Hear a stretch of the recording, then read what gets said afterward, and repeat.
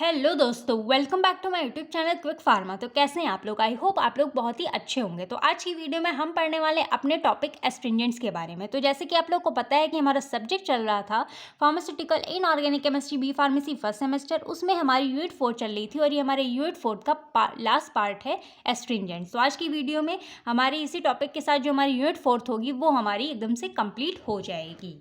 फिर इसकी हमारी एक लास्ट यूनिट बचेगी यूनिट 5, वो भी हमारी बहुत ही जल्द मैं कोशिश करूँगी कि कंप्लीट हो जाए। ठीक है, बाकी इसके जो प्रीवियस वीडियो लेक्चर्स हैं आप लोग प्लीज़ ज़रूर देखिए। लिंक प्लेलिस्ट की आप लोग को डिस्क्रिप्शन बॉक्स में मिल जाएगी। चारों सब्जेक्ट की जितने भी हमारे सब्जेक्ट्स हैं बी फार्मेसी फर्स्ट सेमेस्टर में ऑल टोटल हमारे कंप्लीट हो चुके हैं। बस इसी सब्जेक्ट की हमारी सिर्फ एक यूनिट बची है, वो भी बहुत ही जल्द कंप्लीट हो जाएगी। बाकी हमारी इसी सब्जेक्ट की जो क्वेश्चन वीडियो है वो बहुत जल्दी आप लोग को मिल जाएगी, उसके लिए आप बिल्कुल भी परेशान मत होइएगा। बाकी जितने भी सब्जेक्ट के हमारे जो हैंड रिटन नोट्स हैं सभी आप लोग टेलीग्राम चैनल को ज्वाइन कर लीजिए, वहाँ से आप सभी नोट्स को डाउनलोड कर सकते हैं एकदम फ्री में। तो ये हमारा एक छोटा सा टॉपिक है एस्ट्रिंजेंट्स, मतलब कि ज़्यादा तो एग्जाम में पूछा नहीं जाता है, लेकिन मान लीजिए अगर आ जाए तो ये आपको थोड़ा सा आना चाहिए। ठीक है, तो ये सारा कंटेंट यहाँ पे आप लोग को मिल जाएगा। और इस वाले टॉपिक में हमारे दो यहाँ पे मतलब कि एग्जांपल्स आते हैं, मतलब कि दो ड्रग्स आती हैं। एक है हमारा जिंक सल्फेट, दूसरा है हमारा पोटेशियम। तो इस दोनों में ही मतलब कि कहीं भी स्टार नहीं लगा हुआ है। इट मीन्स हमको ना ही तो इनकी मतलब कि ऐसे पढ़ना है, ना ही तो इनकी केमिकल रिएक्शन पढ़नी है। इनको बस हम थोड़ा सा शॉर्ट में देख लेंगे। तो जब हम बात करें अपने टॉपिक के बारे में यानी कि एस्ट्रिंजेंट्स के बारे में कि मेनली हमारे होते क्या हैं, तो चलिए इसको हम यहाँ से समझते हैं। तो अगर आप लोगों ने हेमेटोनिक्स वाली वीडियो देखी हो जो प्रीवियस वीडियो लेक्चर से, तो उसमें आप लोगों ने मतलब कि ब्लड के बारे में अच्छे से पढ़ा होगा। तो ब्लड जो होता है वो हमारी बॉडी का सबसे एसेंशियल पार्ट होता है। और जो ब्लड क्या करता है, बेसिकली हमारी जो ह्यूमन बॉडी है, ह्यूमन बॉडी में जितने भी हमारे सेल्स प्रेजेंट होते हैं या फिर पूरी ह्यूमन बॉडी में हमारी ये ब्लड जो होता है, ये हमारे ब्लड के थ्रू हमको ऑक्सीजन पहुंचाने का काम करता है। हमारी पूरी बॉडी में जितने भी छोटे छोटे सेल्स प्रेजेंट होते हैं उन तक हमारी ये ऑक्सीजन पहुंचाता है और एक एक सेल्स के पास हमारी ऑक्सीजन को पहुंचाता है और जो हमारी ज़रूरतें होती है उसको पूरा करता है। तो ये तो सिंपल सा फंडा किसके बारे में हो गया, हमारे ब्लड के बारे में हो गया। अब मान लीजिए जो हमारा ब्लड होता है वो कभी कभी क्या हो जाता है ना, थोड़ा सा थिन हो जाता है यानी कि पतला हो जाता है। तो उसकी वजह से जैसे कभी चोट वगैरह लग जाती है तो काफ़ी ज़्यादा खून बहने लगता है, मतलब पतला बहुत ज़्यादा हो जाता है। तो उसकी वॉल्यूम को मेंटेन करने के लिए यहाँ पे हम क्या करते हैं, एस्ट्रिंजेंट्स जैसी दवाइयों का हम यहाँ पे यूज़ करते हैं। तो ये बेसिकली हमारे जो एस्ट्रिंजेंट्स है ये क्या करते हैं, ब्लड को प्रेसिपिटेट कर देते हैं, यानी कि ब्लड प्रेसिपिटेशन करते हैं। जिस जगह पे मान लीजिए कहीं भी अगर चोट वगैरह लगी है तो वहाँ पे जो ब्लीडिंग वगैरह होने लगती है तो ब्लड में जो प्रोटीन होता है उसको ये क्या करते हैं, प्रेसिपिटेट कर देते हैं, जिसकी वजह से जो ब्लड होता है वो थोड़ा सा थिक हो जाता है। और कहीं भी मान लो चोट लगने की वजह से फिर ऐसे कहीं ब्लीडिंग हो रही है तो वो भी हमारी क्या होती है, उस टाइम पे रुक जाती है, फिर कंट्रोल हो जाती है। तो ये तो एक फंडा हो गया। ठीक है, ये हमारा एज अ ब्लड प्रेसिपिटेशन की तरह काम करता है। और दूसरा फंडा यहाँ पे क्या आ जाता है, चलिए वो भी समझ लेते हैं कि हमारा एस्ट्रिंजेंट्स दूसरा क्या काम करता है। तो मान लीजिए अगर इसको हम यहाँ पे मतलब अपनी स्किन पे अगर ऊपर से अप्लाई करते हैं, टॉपिकली अप्लाई करते हैं, तो ये हमारी एक प्रोटेक्टिव लेयर की तरह काम करता है, यानी कि स्किन के ऊपर भी हमारी एक लेयर बना देता है और अंदर भी लेयर बना देता है। ठीक है, जैसे कि बाहर से कोई भी बैक्टीरिया इन्फेक्शन वगैरह आ रहा है तो उससे बेसिकली क्या करता है, हमको प्रोटेक्ट करने का काम करता है बैक्टीरिया इन्फेक्शन से। मान लीजिए कोई भी बैक्टीरिया इन्फेक्शन होने वाला है या फिर कोई भी मतलब प्रॉब्लम होने वाली है तो उस टाइम पे ये हमारा एज अ बैरियर यानी कि प्रोटेक्टिव लेयर की तरह हमारा काम करता है, हमको बचाता है इन सब चीज़ों से, जिससे कि हमारी बॉडी पे कोई भी इन्फेक्शन वगैरह ना हो पाए। तो अगर जैसे कभी चोट वगैरह लग जाए या फिर मतलब ब्लीडिंग ज़्यादा होने लगती है तो जब उसको ऊपर से अप्लाई कर देते हैं तो ये हमारा क्या करता है, उसको यहाँ पे रोक देता है, यानी कि ब्लड वगैरह यहाँ पे हमारा प्रिवेंट हो जाता है। मतलब कि जैसे कैपिलरी लीकेज वगैरह होने लगता है तो इसको अगर उस जगह पे अप्लाई कर देते हैं तो ये हमारा क्या करता है, उसको प्रिवेंट कर देता है, रोक देता है, यानी कि हमारा ब्लड प्रेसिपिटेशन कर देता है। इसके अलावा ये हमारा रिड्यूस करता है लोकल ऑडेमा। लोकल ऑडेमा जैसे कि आप लोग को पता होगा कि कभी कभी ऐसे पैर हाथ में से मतलब कि सूदिंग टाइप की नहीं हो जाती है, जैसे कि जैसे लगता है कि हाँ पानी जैसे भर गया हो है, तो उसको ऐसे मतलब टच करोगे तो हाथ या पैर में गड्ढा सा होने लगता है, तो उसको कहते हैं ओडेमा।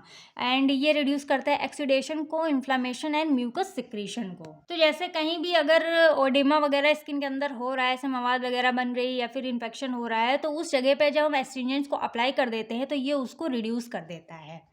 एक्सीड्यूशन मतलब जो लिक्विड हमारा बाहर निकलता है ज़्यादा, ठीक है, तो उसको ये हमारा एस्ट्रिंजेंट जो होता है जब इसको अप्लाई करते हैं तो ये हमारा इसको रिड्यूस कर देता है। फिर कहीं पे अगर इन्फ्लामेशन वगैरह हो गई, कोई प्रॉब्लम हो गई, तो उसको हमारे एस्ट्रिंजेंट से ठीक करते हैं। बाकी जो म्यूकस सिक्रीशन होता है, मान लीजिए कहीं ज़्यादा हो गया, तो उसको भी हमारा ट्रीट करने में हेल्प करते हैं ये हमारी एस्ट्रिंजेंट्स। अब इसका एग्जाम्पल आ जाता है एलम। मान लीजिए जो हमारा फिटकरी होती है, ठीक है, तो वो काफ़ी ज़्यादा हमारी हेल्पफुल होती है और वो काफ़ी ज़्यादा मतलब कि कॉस्टली भी नहीं होती है और सबके घरों में प्रेजेंट होती है। अक्सर लोग उसको रखते हैं। वो एज अ हमारे एक एंटीसेप्टिक की तरह ये हमारी काम करती है, तो वो भी हमारा एग्जाम्पल आ जाता है एस्ट्रिंजेंट में। अब जैसे सबके घरों में पापा लोग जैसे कि अगर घर में शेव वगैरह करते हैं, ठीक है, तो उसके बाद वो क्या करते हैं ना, आफ्टर शेव वो फिटकरी मतलब फेस पे लगा लेते हैं। मान लो कि किसी वजह से शेव करते टाइम पे वहाँ पे कट वगैरह लग जाता है फेस पे, तो उसको वहाँ पे मतलब लगाना ज़रूरी होता है, जिसकी वजह से कोई भी इन्फेक्शन ना हो जाए या फिर कोई भी प्रॉब्लम ना क्रिएट हो स्किन के अंदर। तो जैसे कि अगर स्किन पे कहीं भी कट्स वगैरह लग जाते हैं, तो जब वहाँ पे हम एलम का यूज़ करते हैं, यानी कि फिटकरी वहाँ पे हम लगा लेते हैं, तो वहाँ पे एक तो इन्फेक्शन का खतरा ख़त्म हो जाता है, बाकी जो बैक्टीरिया वगैरह होंगे उसका भी खतरा यहाँ पे ख़त्म हो जाता है और जो ब्लीडिंग वगैरह हो रही होती है कट्स की वजह से, वो हमारी यहाँ पे रुक जाती है। तो यही हमारा एक्चुअल में जैसे कि पोटैश, एलम एंड एस्ट्रिंजेंट के आप लोग को फ़ायदे समझ में आ गए होंगे। तो ये हमारी सारी बातें हो जाती हैं एस्ट्रिंजेंट्स के बारे में। बाकी ये हमारा जैसे कि सेल परमेबिलिटी होती है, उसको रिड्यूस करने में हेल्प करता है because of their capability of precipitating proteins, यानी कि जो हमारा ब्लड बह रहा था वो हमारे यहाँ पे कम हो जाता है, जिसकी वजह से हमारी जो ब्लीडिंग होगी वो हमारी कंट्रोल हो जाएगी। तो ये हमारा क्या करता है, बेसिकली सेल परमेबिलिटी को यहाँ पे रिड्यूस कर देता है। तो ये सारी बातें हो जाती हैं, फिर इसका मैकेनिज्म भी कह सकते हैं एस्ट्रिंजेंट्स के बारे में। अब इसकी हम डेफिनेशन यहाँ पे देख लेते हैं। जो मैंने बताया वही सारी चीज़ें यहाँ पे थोड़ा सा टेक्निकल टर्म में लिखी हुई हैं, जैसे कि हमारा these are those substances which cause protein precipitation, यानी कि ये हमारा प्रोटीन प्रेसिपिटेशन कॉज करता है। ये हमारा एज अ प्रोटीन प्रेसिपिटेशन जो हमारे ब्लड में प्रेजेंट होता है उसको प्रेसिपिटेट कर देता है। These agents are applied topically, जैसे कि हमारी कहीं भी डैमेज स्किन हो गई, कट्स वगैरह लग गए, तो ये हमारा एज अ टॉपिकली यूज़ होता है। बाकी mouth and mucous membrane of gastrointestinal tract which forms a protective layer, वहाँ पे इन जगहों पे अगर कहीं भी डैमेज वगैरह होता है तो ये हमारा एज अ प्रोटेक्टिव लेयर हमारा ये काम करता है, जिसकी वजह से कोई बैक्टीरिया, वायरस या फिर कोई इन्फेक्शन हमारे ना हो सके। तो ये हमारा हो जाता है काम यहाँ पे एस्ट्रिंजेंट्स का। तो अब चलिए अब इनके एग्जांपल्स के बारे में बात कर लेते हैं। तो यहाँ पे दो एग्जांपल आ जाते हैं, zinc sulphate and potash alum. तो सबसे पहला हमारा आ जाता है जिंक सल्फेट। तो जिंक सल्फेट का मॉलिक्यूलर फॉर्मूला होता है ZnSO4.SH2O। मॉलिक्यूलर वेट होता है 287.54 ग्राम पर मोल। और जिंक सल्फेट को हम वाइट विट्रियोल के नेम से भी जानते हैं। अब इसको हम प्रिपेयर कैसे कर सकते हैं, इसकी प्रिपरेशन देख लेते हैं। तो यहाँ पे हम इसको दो तरीक़ों से प्रिपेयर कर सकते हैं। सबसे पहला तरीका होता है कि यहाँ पे हम क्या करते हैं, जिंक ऑक्साइड को हम डाइल्यूट सल्फ्यूरिक एसिड के साथ ट्रीट कराएंगे, यानी कि इसके साथ इसकी हम रिएक्शन कराएंगे तो हमारे यहाँ पे जिंक सल्फेट बन जाएगा और ये हमारा H2O वाटर के फॉर्म में निकल जाएगा, यानी कि ये हमारा Zn और SO4 यहाँ पे आ जाएगा और H2O ये वाटर के फॉर्म में यहाँ से निकल जाएगा। इसकी सिंपल सी रिएक्शन है। एक तरीका तो इसको प्रिपेयर करने का ये है, और सेकेंडली हम इसको ऐसे प्रिपेयर कर सकते हैं। तो मतलब कि यहाँ पे हम जिंक ऑक्साइड ना लेकर डायरेक्टली जब हम यहाँ पे जिंक की रिएक्शन यहाँ पे हम सल्फ्यूरिक एसिड के साथ करा देते हैं, तब भी हमारे यहाँ पे जिंक सल्फेट बन जाता है और यहाँ पे 2 मोल्स ऑफ वाटर के निकल जाते हैं और SO2 यहाँ से हमारा निकल जाता है। तो ये हो जाता है इसका मेथड ऑफ प्रिपरेशन। इसमें 2 रिएक्शन दी गई हैं, मतलब थोड़ा सा बल्क बढ़ाने के लिए यहाँ पे हम 2 रिएक्शन यहाँ पे दे सकते हैं। बाकी इसकी प्रॉपर्टीज़ के बारे में बात कर लें तो ये हमारा कलरलेस होता है, इसका कोई भी कलर नहीं होता है, ट्रांसपेरेंट और क्रिस्टलाइन पाउडर के फॉर्म में होता है।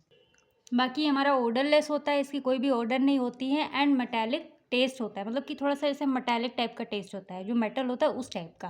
और ये हमारे वाटर एंड ग्लिसरीन में इजीली सॉल्युबल हो जाते हैं, लेकिन जो अल्कोहल है इसमें हमारे इनसॉल्युबल रहता है। इसको हम यूज़ कैसे कर सकते हैं, इसको हम एज अ एस्ट्रिंजेंट यूज़ करते हैं और बाकी इसको हम एज अ एंटीसेप्टिक की तरह भी यूज़ कर सकते हैं। और इसको हम जैसे कि एक्ने है, फेस पे एक्ने वगैरह है, डैंड्रफ वगैरह हो जाता है हेयर्स में, तो उसको ट्रीटमेंट में भी ये हमारे यूज़ होते हैं। बाकी जैसे कि वुंड वगैरह हो जाते हैं तो उसको भी ये ओरली एडमिनिस्ट्रेट किया जा सकता है बॉडी में फॉर हीलिंग वुंड्स। जैसे बॉडी में वुंड्स वगैरह हो जाते हैं तो उसको भी हील करने में हमारे यूज़ होते हैं।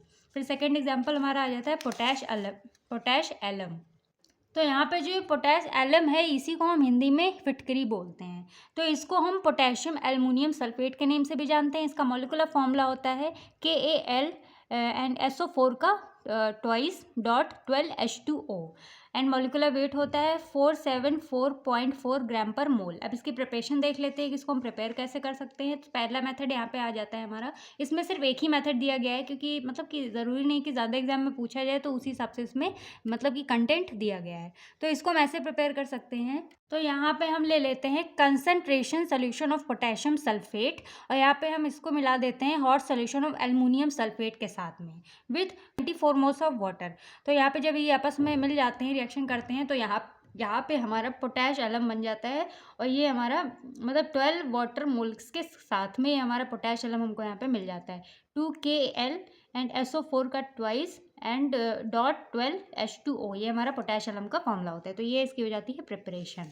फिर इसकी प्रॉपर्टीज़ को के बारे में देख लेते हैं। तो इट एग्जिस्ट एज कलरलेस, मतलब कि हमारा कलरलेस होता है एकदम, जैसे कि बर्फ़ आप कभी भी फिटकरी को देखेंगे तो वो हमारा जैसे कि आइस क्यूब्स की तरह रहता है। ये हमारा कलरलेस रहता है, ट्रांसपेरेंट रहता है एंड ग्रेनुलर क्रिस्टल के फॉर्म में रहता है। और ये थोड़ा सा स्वीट एस्ट्रिंजेंट टेस्ट होता है इसका, थोड़ा सा स्वीटेस्ट टेस्ट होता है।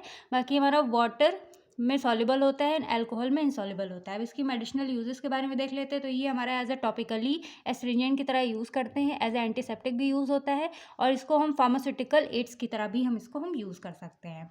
तो ये हो जाती है इसकी कुछ मेडिसिनल यूजेस। तो ये हमारे इसके दोनों एग्जाम्पल्स हो जाते हैं एस्ट्रिंजेंट्स के बारे में। तो आई होप आप लोगों को ये इस टॉपिक के बारे में पूरा कंप्लीट समझ में आ गया होगा। अगर कोई भी डाउट होता है इस टॉपिक से रिलेटेड, आप लोग कमेंट सेक्शन में पूछ सकते हैं।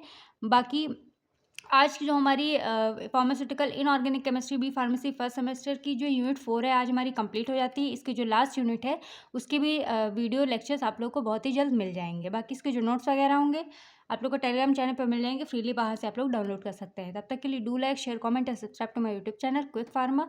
मिलते हैं हम नेक्स्ट वीडियो में नेक्स्ट यूनिट के साथ।